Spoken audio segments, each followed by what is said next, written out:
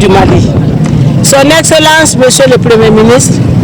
nos préoccupations sont celles des populations maliennes qui ont le cœur meurtri. Nous sommes déterminés ce matin pour porter à votre connaissance que les citoyens lambda traversent depuis des mois des situations difficiles. Nous avons un seul sujet important et urgent ce matin, la vie chère. La vie chère. La vie chère. La vie chère. La vie chère. La vie chère. La vie chère. Une situation qui pousse nos enfants à mendier,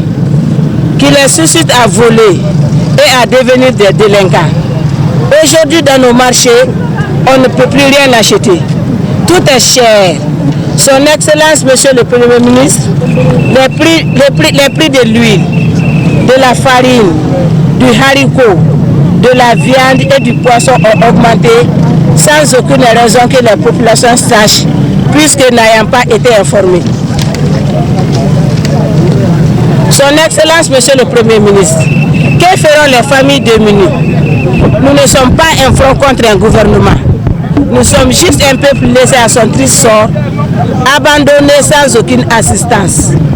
Nous demandons, Son Excellence, Monsieur le Premier ministre, nous demandons la levée d'interdiction d'importation de poulet et de la viande de bonne qualité, si cela peut alléger le prix de la viande. Son Excellence, Monsieur le Premier ministre, les femmes du Mali souffrent. Nos paniers sont vides.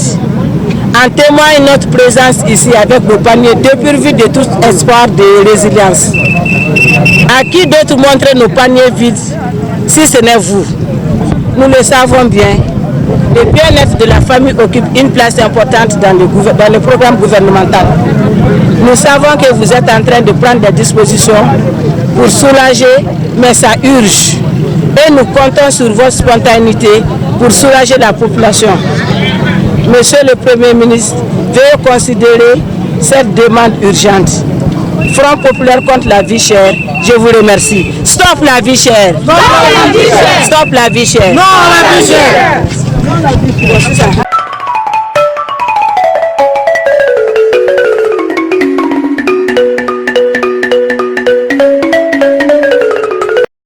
Ne bolo caman fora mais ale sa an bɛ maliyɛnw de wele parce que nin ye maliyɛnw bɔkun de maliyɛnw tɛ bɔ o bɔkun na maliyɛnw tɛ lutigiw ka lutigɛ kun na ni luti wɛrɛ de kun do san b'a sɔrɔ yɔrɔ bɛɛ falen do mais an yɛrɛ kɔni ye caman bɔ jamana réellement parce que kunu an ni ministre fila bɛɛ kumana o y'an faamu o y'an ka laɲiniw fɛnɛ faamu maintenant an tɛ se ka sitini in cɛ raison pour laquelle an bɔra sɔgɔmada na ka na an ka memorandum di premier ministre n'a ka jama ma o y'a minɛ ni barika ye an ka laɲiniw fɛnɛ kan ka sabati dans ces 2 jours u yɛrɛ ka fɔ la maintenant ni laɲiniw sabatira a fɔra a banna ni laɲiniw ma sabati on va rester mobilisés aussi on va soutenir notre sœur Mariam. Oui. Merci beaucoup. Merci. Merci. An ma se ka premier ministre yɛrɛ ye an ka laɲini kun ye k'a fɔ an ka laɲini kun y'a ye an ka premier ministre de rencontrer en personne mais vu que a ka calendrier bɛ cogoya min na a y'a ka conseil technique chargé des affaires sociales monsieur Jara a y'o de bila k'an rencontrer an ye déclaration dira an nakun ye min ye an y'o fɔ a ɲɛna an ka laɲini ye min ye an y'o da a kan an y'o da u ɲɛna olu fana ye nisɔndiya kuma min fɔ a ɲɛna u ye jigisigi kuma min fɔ a ɲɛna ko vraiment nin ko in fantan ko tɛ fama ko tɛ bɛɛ de nin dama ka kan nin ko in na parce que Mali musow tɔɔrɔlen do Mali musow dɔrɔn tɛ malidenw tɔɔrɔlen do dumuni tɛ sɔrɔ bɔrɔ lankolon tɛ jɔ dɛ bɔrɔ lankolon tɛ dɛ n'i y'a ye bɛɛ bɛ fɛn fɛn i bɛ baara kɛ i bɛ fɛn dɔ kɛ fo n'i ye dɔ de sɔrɔ k'a bila i kɔnɔ n'o o prix gɛlɛyara an b'an ko min kan jaabi olu kɔni ale habilité tɛ ka fɛn fɔ an ɲɛna mais a ye jigisigi kumaw fɔ an ɲɛna ko document in a b'a se a kan ka se mɔgɔ min ma bon bɛ olu kunnafoni an b'olu kɔnɔ an bɛ mobiliser hali bi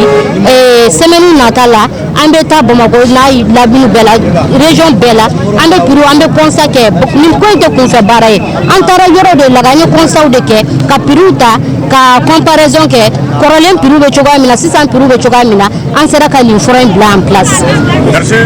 Sugu la hali forontobani gɛlɛyara fɛn bɛɛ da gɛlɛyalen do sugu la donc an bɔra k'u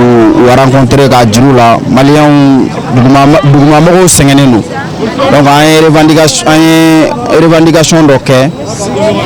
ɲɔni wagati dɔ cɛ k'u jija fɛnw da ka jigin donc an ka laɲini ti dɔwɛrɛ i b'a fɔ an yɛrɛ tɔgɔ b'a jira cogo min na n'o ye Front populaire contre la vie chère an ka laɲini tɛ dɔwɛrɛ ye fɛnw prix ka jigin donc ani jamana ɲɛmɔgɔ ye ɲɔgɔn y'a jira n'a k'a fɔ u bɛ baara bɛɛ la tile filɛ in na walasa fɛnw prix ka jigin donc ni fɛnw prix ma jigin an kɛlen don ka action wɛrɛw boloda don nataw la marches b'o la fɛn wɛrɛw b'o la pour que k'a jira gouvernement na vraiment an sɛgɛnna parce que bi cɛ min bɛ 1000 francs d'a muso ma pour que ka sogo ɲini a ka gɛlɛn donc an ka dumuni yɛrɛ bi parce que sogo kilo ye 3500 de sisan donc peut-être ɲɛmɔgɔw bɛ se k'a san an y'o de fɔ 700 donc sogo kilo de o yɛrɛ ye koloma ye donc an nana juste pour les alerter k'a fɔ la situation est grave parce que mɔgɔ min bɛ bɔ ko mɔgɔ min bɛ bɔ ka 6 heures ka taa 200 ɲini ka na di muso ma pour que a ka se ka taa sugu la ka na san donc ni sogo kilo kɛra 700 ye o tɛ se ka san parce que 60 la ti sogo la bilen donc i bɛ 100 jumɛn don sogo la k'i bɛ nafɛn tɔw san pour que ka na dumuni tobi donc c'est impossible donc an taara laɲini min jira u la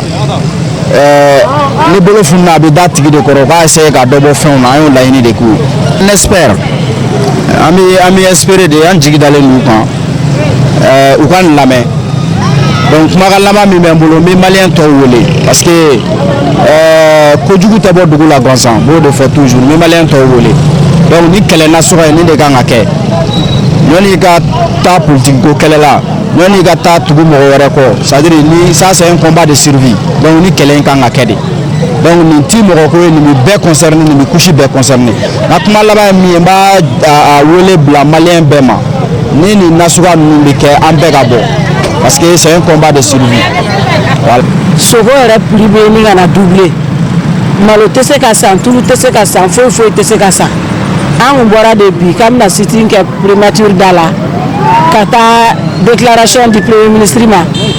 ka taa a ɲɛfɔ a ye min bɛ senna maliyɛn muso kan o de la an ka nansasegi jalan tun nana an bolo k'a yira premier ministre n'a ka mɔgɔw la ko foyi tɛ muso ka sigi kɔnɔ parce que fɛn bɛɛ kun gɛlɛyara